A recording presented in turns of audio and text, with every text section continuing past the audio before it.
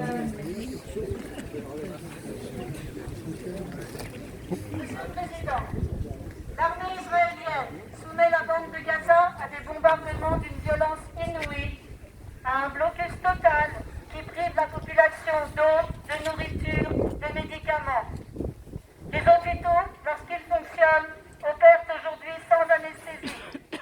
En Cisjordanie occupée, la population palestinienne est soumise à la violence redoublée de l'armée et des colons, ainsi qu'à un blocage du territoire. Nous demandons un cessez-le-feu immédiat à Gaza, la fin des bombardements, des offensives terrestres et des déplacements forcés de population, ainsi que la levée immédiate du blocus. Nous exigeons que la France s'engage activement dans ce sens.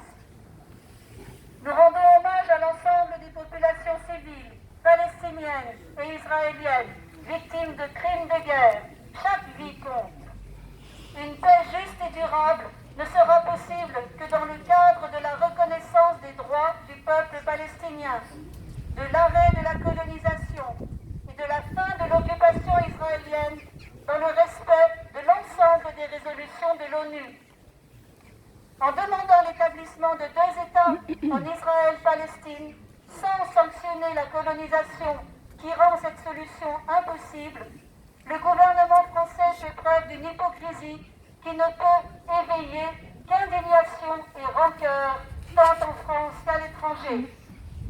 Nous attendons de vous, bien au contraire, la mise en place urgente de sanctions contre la colonisation illégale, le terrorisme des colons et les crimes de guerre contre les civils.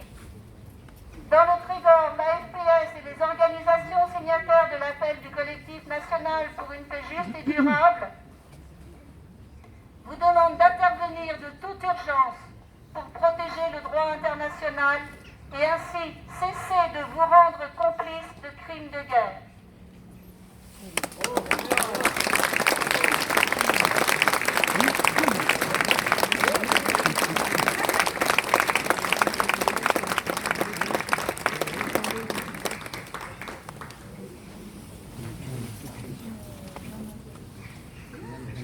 Voilà, courrier transmis sous vos yeux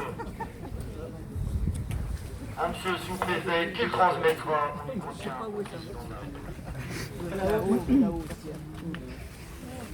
Voilà.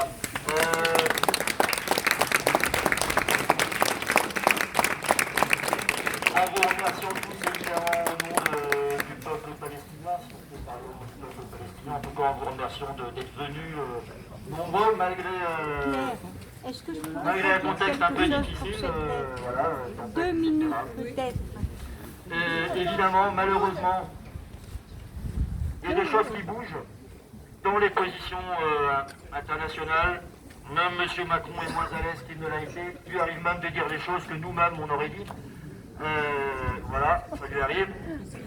On ne sait pas où on va. En tout cas, Israël, ça ne bouge pas beaucoup. Et malheureusement, les nouvelles sont terribles. Enfin, il suffit de lire la presse.